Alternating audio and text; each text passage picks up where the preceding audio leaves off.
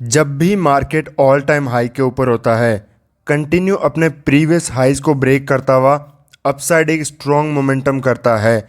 ऐसे मार्केट के अंदर हमारी साइकोलॉजी क्या होनी चाहिए, एक रिटेल ट्रेडर कौन कौन से चैलेंजेस को फेस करता है ऐसे मार्केट के अंदर। यहाँ से मार्केट ऑल टाइम हाई से रिवर्सल होगा या फिर नहीं होगा, रिवर्सल अगर होगा तो कौन सी कंडीशंस रिवर्सल के लिए हमें मार्केट के अंदर देखनी चाहिए, कौन कौन सी गलतियां ऐसे मार्केट में रिटेलर करता है।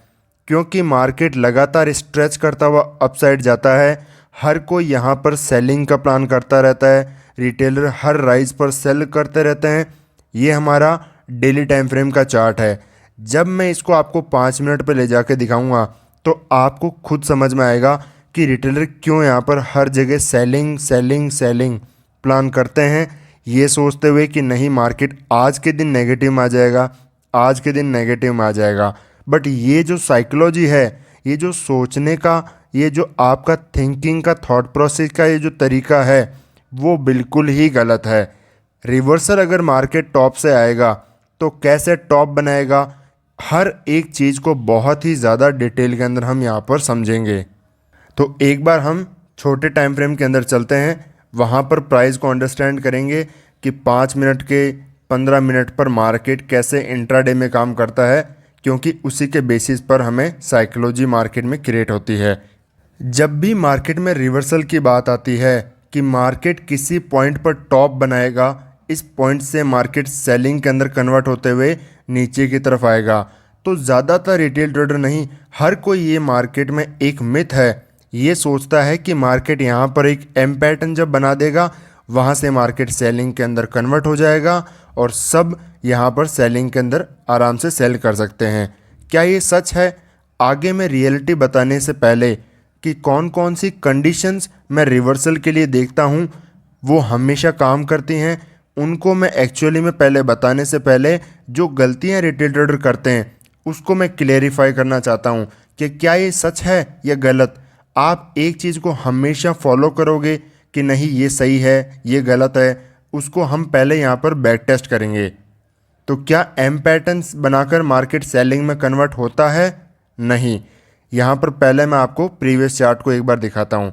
ये देखो ऑल टाइम हाई है, यहाँ पर जब मार्केट बना क्या किया मार्केट ने, एक एम पैटर्न बनाया, नीचे की तरफ मार्केट यहाँ पर आराम से काम किया, अच्छा खासा ब्रेकडाउन किया। क्या यहाँ से मार्केट नीचे की तरफ कन्वर्ट हो गया? बिल्कुल नहीं। चार्ट आपके सामने है। क्या मार्केट ने किया, वापस मार्केट ने अपने सपोर्ट ब्रेकडाउन करने के बाद में उनको होल्ड किया, यहाँ से रिवर्सल आया और मार्केट अपसाइड की तरफ स्ट्रॉन्ग मोमेंटम करते हुए अपसाइड गया। इसी दिन आपने देखा होगा कि इस छोटी सी कैंडल पर भी हमने यहाँ पर बाइंग का थॉट क्लियर किया था और यहाँ से एक बाइंग की ट्रेड हमने प्लान की थी। और प्रीवियस चार्ट के अंदर हम जाकर के देखते हैं कि कब मार्केट ने एम पैटर्न या फिर जो भी कंडीशंस आप देखते हो वो कब बनाई थी। यहाँ पर एक छोटा मार्केट ने एक एम पैटर्न बनाया। क्या मार्केट यहाँ से नीचे की तरफ रिवर्सल हुआ? ऑल टाइम हाई पर है, सारे ब्रेकआउट कर चुका है। यहाँ पर ऑल टाइम हाई पर मार्केट सेलिंग में आना चाहता है, क्या यहाँ पर आया? नहीं। वापस ट्रेंड के फेवर में जाते हुए अपसाइड यहाँ पर कंटिन्यू किया। और प्रीवियस चार्ट को हम बैक टेस्ट करेंगे, समझेंगे कि कहाँ पर मार्केट सेलिंग में जाने की कोशिश करता है, आप कौन कौन सी गलतियाँ करते हो। अगेन यहाँ पर प्रीवियस एक बहुत स्ट्रॉन्ग मोमेंटम आया, एक बहुत बड़ा एक क्लियर एम पैटर्न यहाँ पर आपके सामने बनता हुआ दिखा। मार्केट ने स्ट्रॉन्ग सेलिंग क्लोजिंग भी की कि हर कोई को लगे कि मार्केट सेलिंग में जा रहा है, एम पैटर्न बना रहा है, हर कोई यहाँ पर सेल करे। क्या यहाँ पर मार्केट नेगेटिव में कन्वर्ट हो गया? रिजल्ट आपके सामने है। अगले दिन इतना स्ट्रॉन्ग ब्रेकआउट हुआ कि किसी का भी सेलिंग का थॉट भी नहीं बचा मार्केट में। इसी तरीके से मार्केट काम करता है। जब तक रिटेलर की साइकोलॉजी होगी कि इन तरीक़ों से मार्केट सेलिंग में आएगा, मार्केट कभी नीचे नहीं आता, वो सेल करते रहते हैं करते रहते हैं, मार्केट उनके स्टॉप लॉस खाता रहता है। तो कौन से वो रिवर्सल का तरीका है, कौन कौन सी वो कंडीशंस है जिनको मैं फॉलो करता हूँ इंट्राडे के अंदर प्राइस को देखने के लिए कि रिवर्सल कैसे मार्केट आएगा। तो ये क्लियर हो गया कि एम पैटर्न यहाँ पर काम नहीं करता। अगर एम पैटर्न बना रहा है आपके सामने, आपकी उसके बेसिस पर आपकी साइकोलॉजी ये हो गई है कि टॉप पर बना है, हमें सेल करना चाहिए, तो बिल्कुल गलत थॉट प्रोसेस है। आज के बाद ये गलती कभी ना करें। अब दूसरी कंडीशन के ऊपर आते हैं कि प्रीवियस डे के अंदर सपोज यहाँ पर मार्केट ओपन होगा तो हमें किस बेसिस पर ट्रेड करना है, क्या हमारी साइकोलॉजी होगी, क्या यहाँ से इन चार्ट्स को देख करके हम सेलिंग प्लान करेंगे या फिर बाइंग का प्लान करना चाहिए। तो जब भी टॉप से मार्केट में सेलिंग आती है, दो तरह की सेलिंग आती है। एक सेलिंग होती है बहुत फास्ट मोमेंटम करते हुए नीचे आना, जैसे कि एक बड़ी रेड कैंडल बनना, फिर वापस लगातार नीचे कैंडल्स कंटिन्यू नीचे की तरफ बनते हुए मार्केट नीचे आता है। ऐसे के अंदर सबकी साइकोलॉजी मार्केट सेलिंग में कन्वर्ट करा देता है। तो क्या इस तरीके से मार्केट नेगेटिव में कन्वर्ट होता है, या फिर सेकंड तरीका कि मार्केट धीरे धीरे नेगेटिव में आ रहा है। यहाँ पर जैसे इस दिन आप देख रहे हो, धीरे नीचे आता है, पुल बैक आते हैं, फिर नीचे, इस तरीके से वीक सेलिंग जिसे आप कह सकते हो, सॉफ्ट सेलिंग भी कह सकते हो, कि इस तरीके से मार्केट नीचे आने की कोशिश करता है, ट्राई करता है।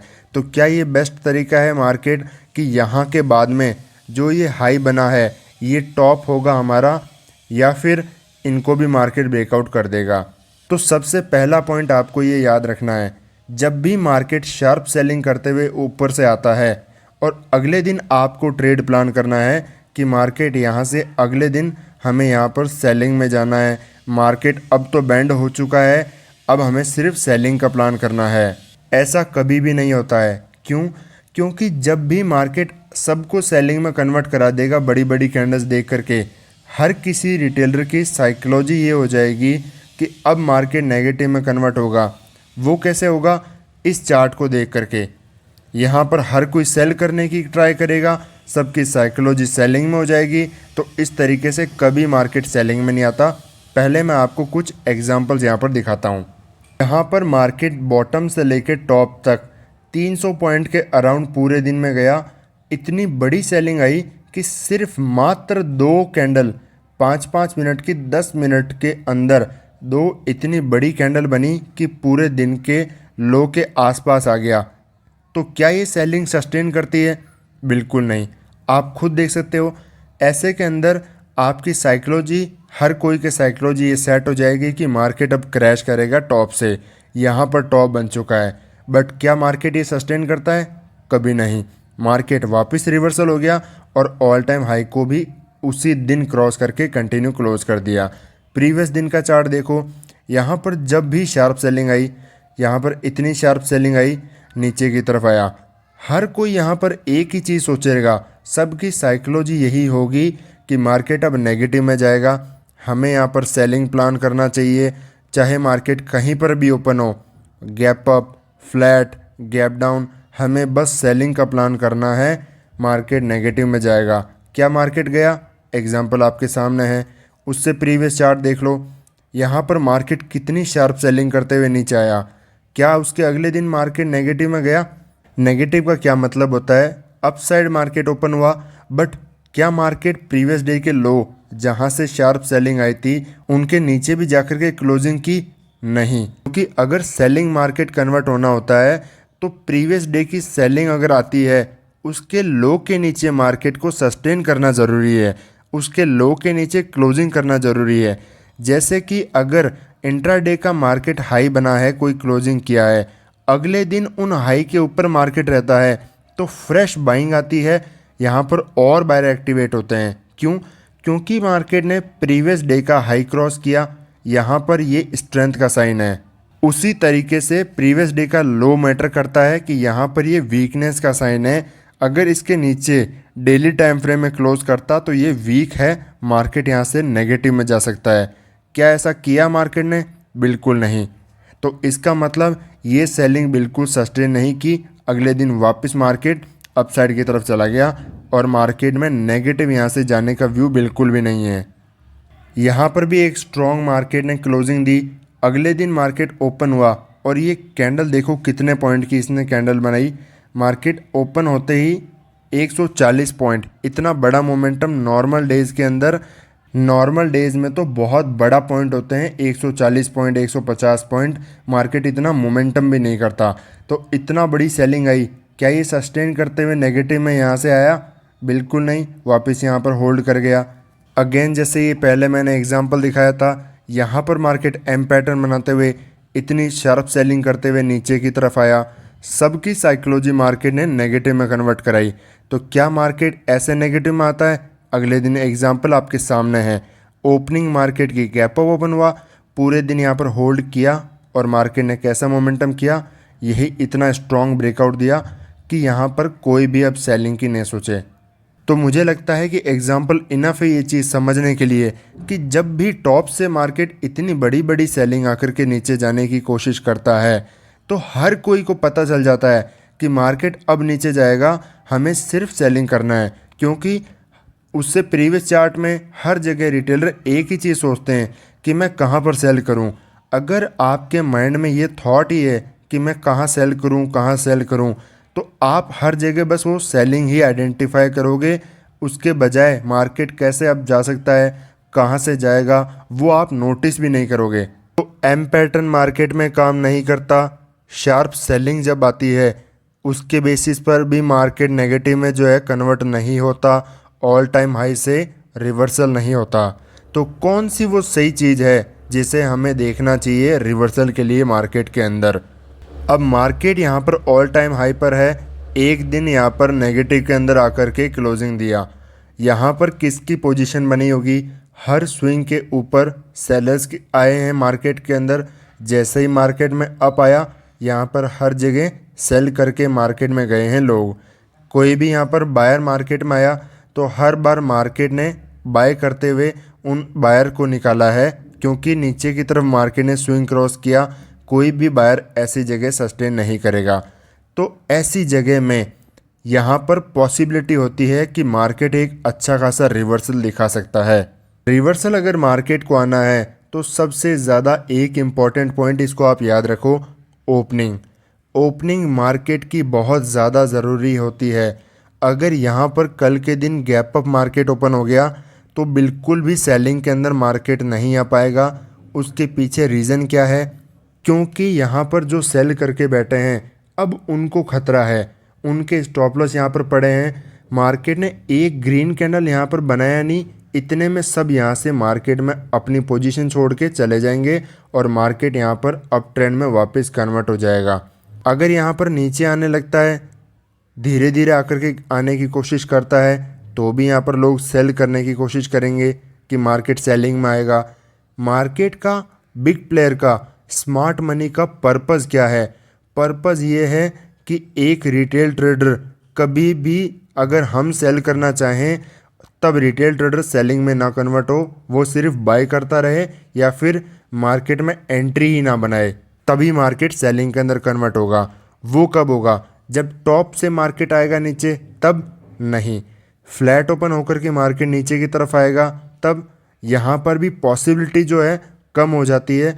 पॉसिबिलिटी होती है सेलिंग साइड में जाने की, बट एक बहुत कम पॉसिबिलिटी होती है, क्योंकि अगर मार्केट ने थोड़ा सा भी टाइम स्पेंड किया फिर नीचे की तरफ जाता है तो यहाँ पर आराम से रिटेलर पोजीशन बना सकते हैं, आराम से यहाँ पर सेल करेंगे और फिर एक बिग प्लेयर को मार्केट में पैसा नहीं मिल पाएगा। तो ऐसी कंडीशन में भी मार्केट कभी नीचे नहीं जाता। सारा खेल होता है मार्केट का स्ट्रक्चर का, कि कैसे रिटेलर को मार्केट में फंसाया जाए कि वो मार्केट में सही डायरेक्शन में जाने के बजाय या तो मार्केट से डर जाए कि उसके अंदर ऐसा फियर क्रिएट हो जाए कि मार्केट तो नीचे नहीं जाएगा। सपोज यहाँ पर आकर के ब्रेकआउट कर दे, तब कोई भी यहाँ पर सेल करेगा नहीं। तो अलग अलग कंडीशंस मार्केट बनाता है रिटेलर को डराने के लिए, या फिर उसको एंट्री ही नहीं देता, ऐसी सिचुएशन बना देता है। वो कब हो सकता है? वो सबसे इंटरेस्टिंग पॉइंट होता है गैप डाउन। ये सबसे बेस्ट सिनेरियो है सेलर्स के लिए। जो भी यहाँ पर सेल करके बैठे हैं उनको एक अच्छा खासा यहाँ पर प्रॉफिट दिखाएगा। मार्केट में जो प्रीवियस बायर हैं वो भी अपनी धीरे धीरे प्रॉफिट बुकिंग करेंगे। या तो अगर तुरंत नीचे की तरफ सेलिंग कन्वर्ट हो गया, बड़ी रेड कैंडल बनी, तो इन सब के स्टॉप लॉस गए मार्केट में।